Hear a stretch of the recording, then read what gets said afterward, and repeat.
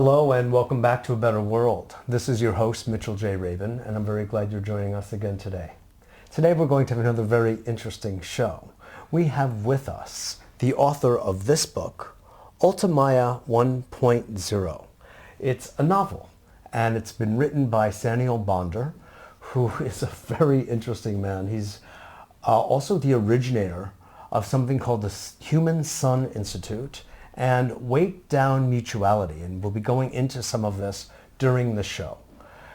Originally, in his early life, he was deeply influenced by the life of Ramana Maharshi, and later on in his growing up, he's originally from New York, and you went to Harvard, didn't you? I did. At some point.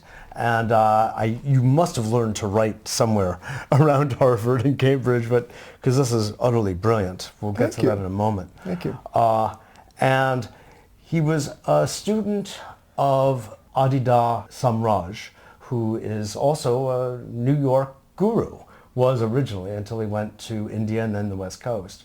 And Sandiel was his spokesperson for many years and sort of was his main outreach, so to speak, to people literally all over the world. And then at a certain point in his own ripening and his own evolution, left that world and went into the development of his own path. And he's got many students, again, around the world who are listening to his articulation of things spiritual and material, and how these two form a confluence that are really for our own in general, our own benefit and our own collective evolution. So thanks so much for being on the show. Well, thank you, Mitchell. It's really great to be here. Good. I'm great so to glad. meet you. I'm so glad. So look, I just first have to say your writing is gorgeous. It's thank you. Funny. It's insightful.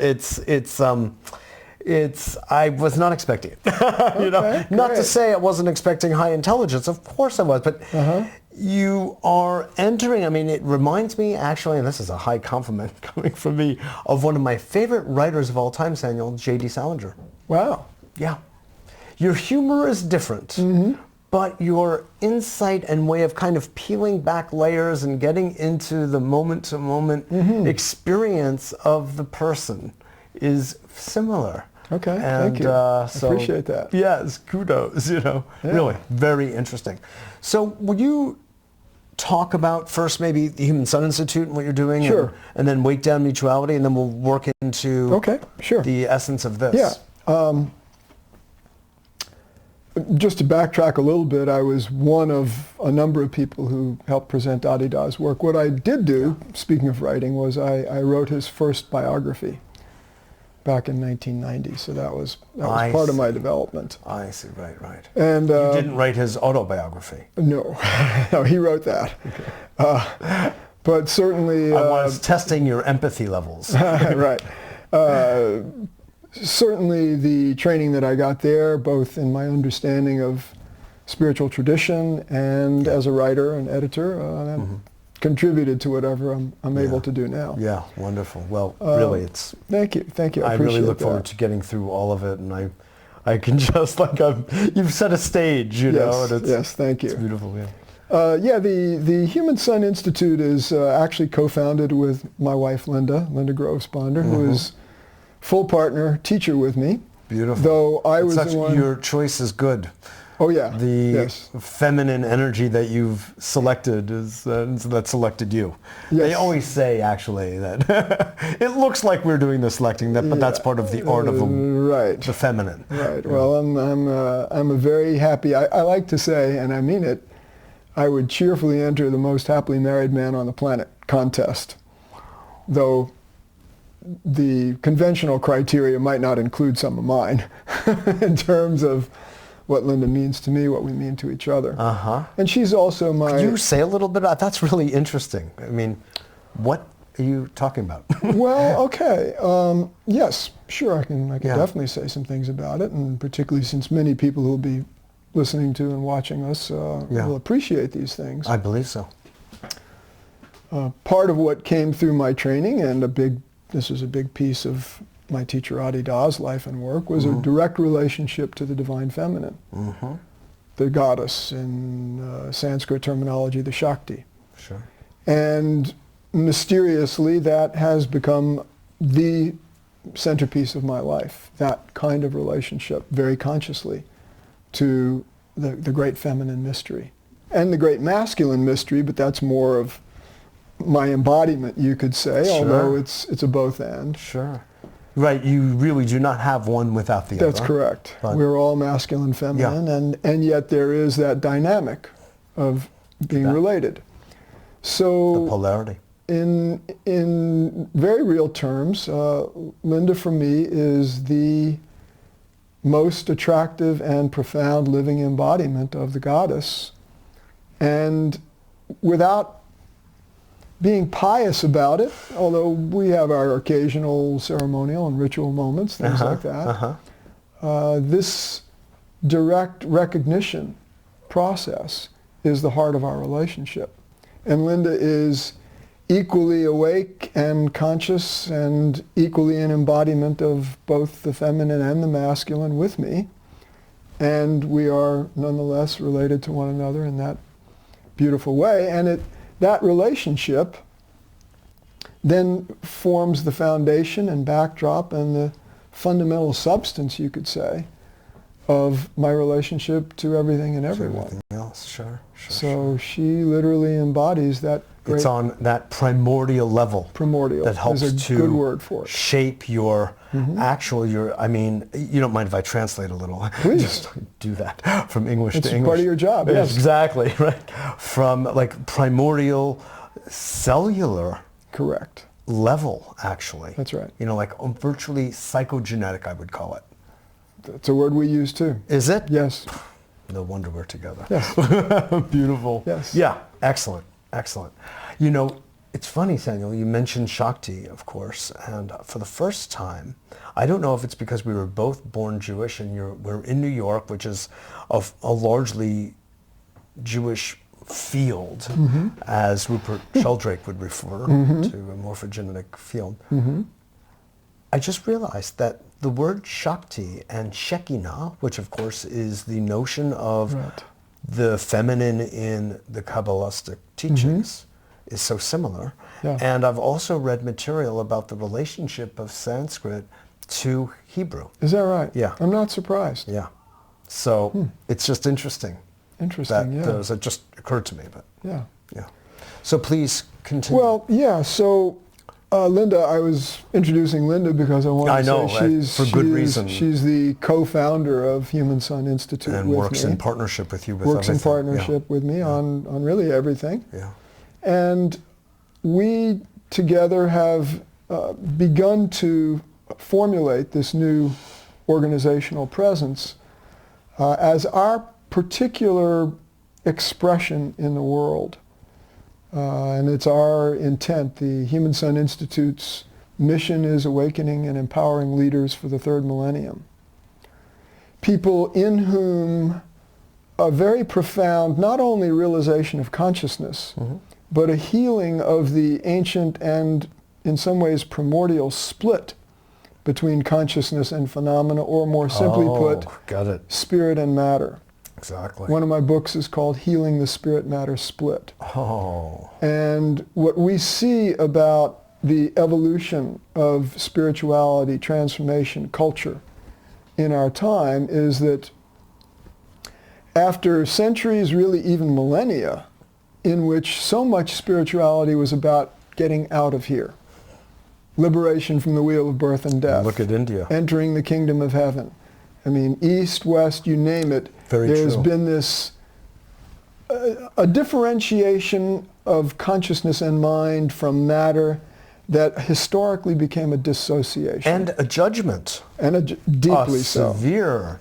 Deeply so. Condescending attitude toward the material, corporeal realm. Right. We like to say the disposition that looks down its non-existent nose at matter. Yes, exactly. that basically dismisses and denigrates and makes evil, makes wrong. So self-flagellation. So, or even from my point of view, living in caves. Yeah. Honestly, Oh, there yeah. is a parallel. Yeah. What is it about? It's Right. body as dirt bag. And I hate to say it, that even my Tai Chi teachers, who I love and adore Yes. from when I was Thank you. young. Thank you. This is a point that we make, that we're not saying this judgmentally or critically in the manner of aren't we superior and great, but rather let's look closely, folks. The way I put it often is that even so many people today who are looking to integrate their spirituality with their material existence, often if you scratch the surface a bit, you find that they're negotiating an uneasy truce with matter and their whole material lives, including their ego, including their desires, including their reactions, their thinking. There's so much of that. Exactly. So they're negotiating this uneasy truce, but they're still holding out. There's still a kind of a flinching. They don't come into their fullness of their body. Exactly. And admiration and respect and reverence for this body. This is the temple. I get you so loud and clear, Sandiel, because I preach this. Thank you. I really do, because Thank you. this is holy ground right here. That's right. It really is. It's where there is such a bifurcation in consciousness, in understanding, and people bandy words about without understanding. You know, Terence McKenna, who is a great, mentor of mine. Another favorite of mine. Go ahead. Yeah, I kind of knew it. He, when asked what he thought God was, said biology. Well, we call ours... And the room just went, oh. Thank you. Like that. Yeah, we call ours a biospiritually natural transformative process. Or we have an acronym. I was going to say, I hope you have an acronym for that. Well, we've got one, although these words are even more challenging perhaps, but radical, organismic. There's a funny joke about that. One of our in-laws said, "Orgasmic, count me in." A woman. But organismic, pertaining to the whole organism. Sentient, which is a different word from spiritual. I know. In that it doesn't have the connotations of something apart. I know. Sentient beings are material creatures. That's why the Buddhists use the word all the time. Sentient life. Yes. It's embodied life. Yes. And the final word is emergence. And what we see happening is that more and more people today, the leading edge of, we could say, the divinely human current or morphogenetic template or event in nature, is taking us all down into this union that heals the split and makes amends for the effects of this ancient bifurcation. Yeah. So when we talk about training and empowering, awakening and empowering leaders for the third millennium, we're looking to help women, Heal men, that split. come into that deep degree of healing, not merely have an awakened realization of a consciousness apart, but have that recognition of the sanctity of this bodily life. Even though it's ephemeral, even though it's a structure of limitation, that doesn't make it any less real, divine, or important than our spirituality. So It's a pleasure to hear you say this, Yes. because this is where so many people lose it.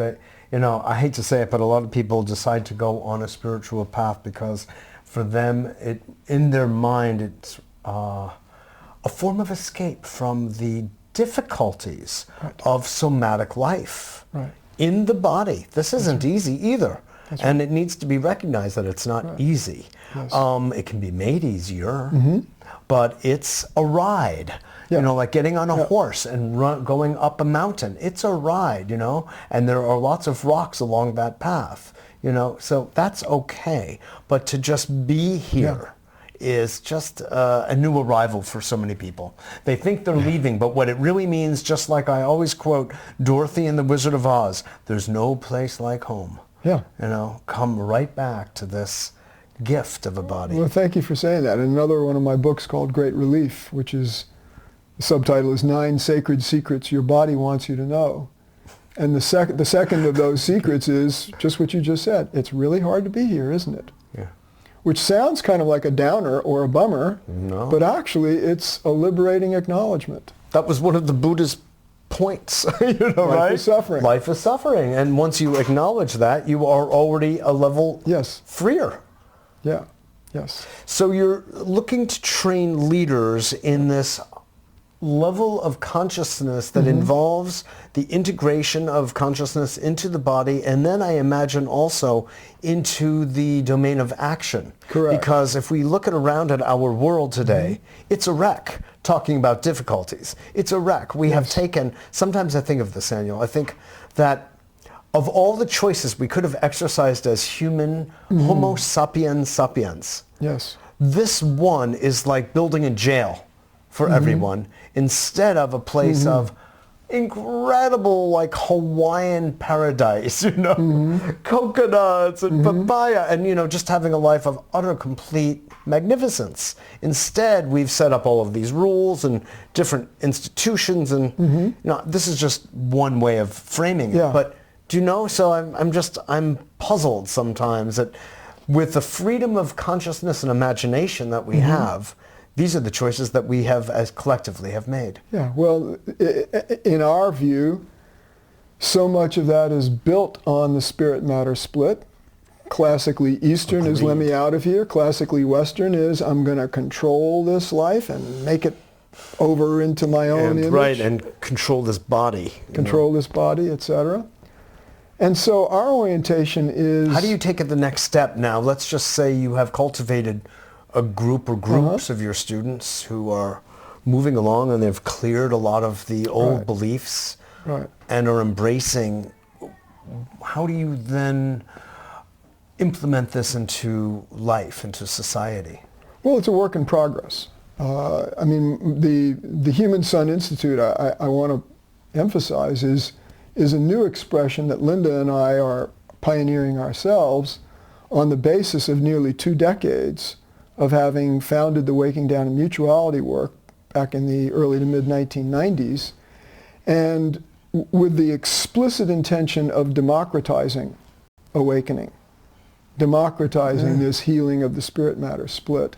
And that process... And that means bringing it to more people, or breaking down the guru-student relationship, or... Well, yeah, both actually. Okay. And we now have hundreds and hundreds of people have awakened in this non-dual unity of consciousness and matter, and of them several dozen have become teachers. And Waking Down in Mutuality is actually institutionally democratized as well. So I turned over, Linda with me, we turned over fundamental ownership and control. Interesting. Because the process needed to be structurally mutual, organizationally mutual, and now all of that is proceeding. You're actually answering my question. So this is one of the ways that we're bringing it into action. Very much so, yeah. And then part of what Linda... Could you say a little bit about Waking Down Mutuality and what it embodies? Yeah, very, very simply, the waking aspect, each of those 3 words has great meaning.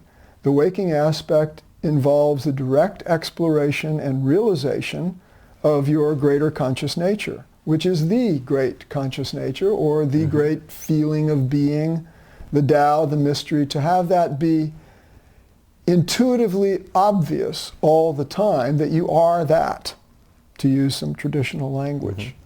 The down part is an embodiment of that, and also a greater crystallization of your local personal ego presence, and a healing of the split or the war, the inner holy war between the God self and the ego self that so many have presumed to be necessary.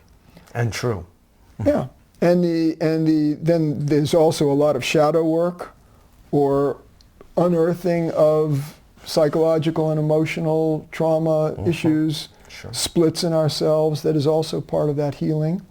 And then the mutuality principle is living this in the self plus other field, not merely being unto yourself with it, but finding out how we get to, in effect, have God realization work on a small planet.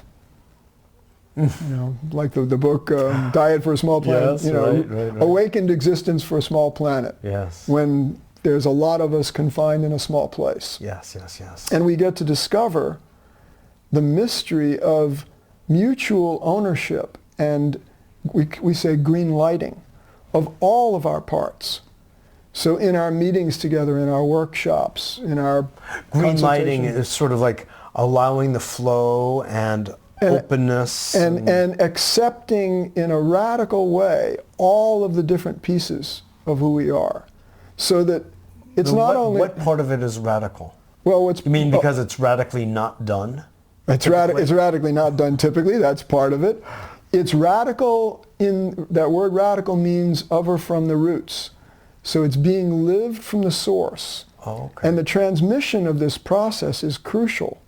It's built on realizers becoming spontaneous emanators of an awakening and healing integrative presence that then, as I was mentioning to... In a sense, becoming emanating light beings. Yes.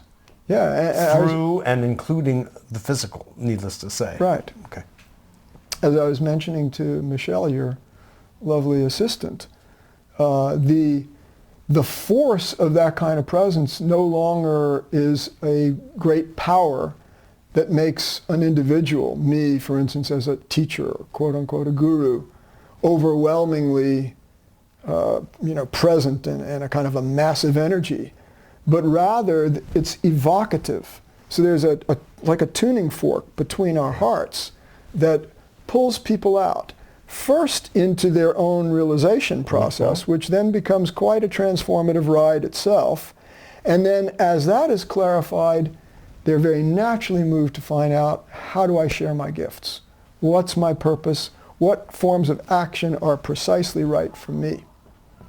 So one of the things we do to serve this process is what we call gazing, transmission, which, as you know from awareness of my teachers and others, it's a very natural aspect of the work, and something I could take a minute if we have time. I would love it, and we have a minute. And, okay. Please do. So basically, what Linda and I do when we're working with people is we just gaze with them eye to eye, being to being, heart to heart. We're not trying to do anything special. It's like we're shaking hands midway between and just being with one another. So I'll do this silently for a little while here.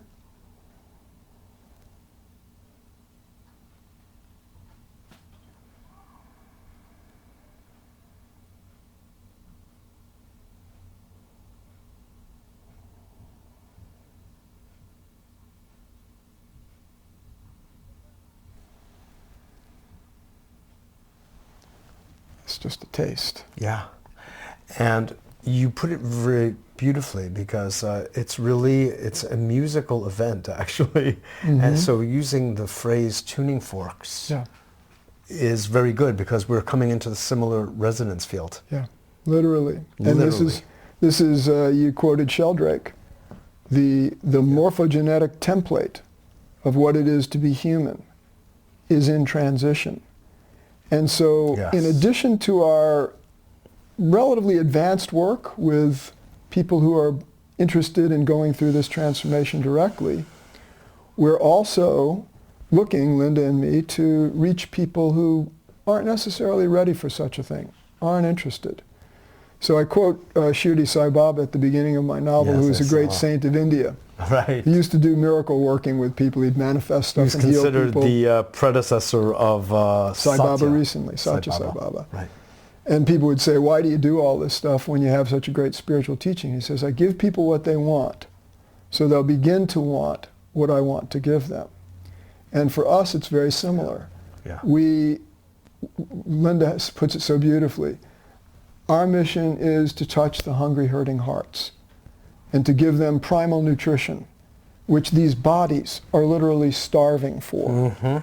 And if it takes entertaining, well, I'm a writer, so I wrote some fiction. Yeah. Linda is a marvelous singer, and she does this beautiful toning. And so we're happy to make our gifts available in whatever forms we can to meet people where they are, and then those who are moved and hungry for deeper transformation.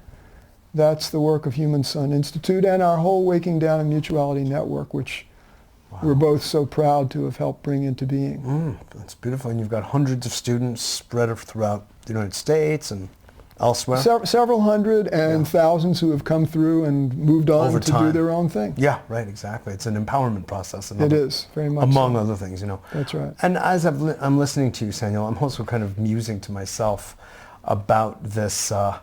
We use the word, some of us, spiritual, rather routinely, actually. Yes. And it's become part of our own DNA in some ways, just kind of linguistically. And I got to tell you, the more I use the word and listen to others, the more I think about how strange it is. Yeah.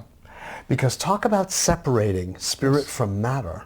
Thank you. It already sets up a separation. That's right.